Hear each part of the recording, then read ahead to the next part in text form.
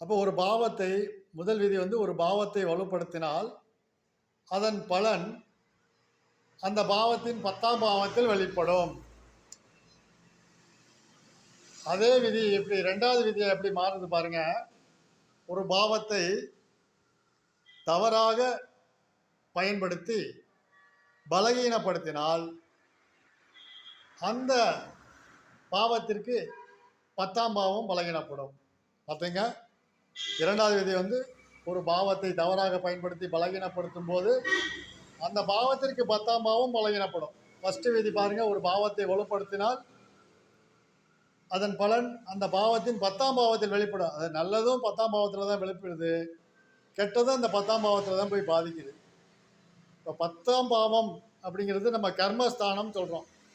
ஒரு லக்னத்திற்கு 10ஆம் இடம் வந்து கர்மஸ்தானம். அப்போ கர்மாவை வெளிப்படுத்தக்கூடிய இடமும்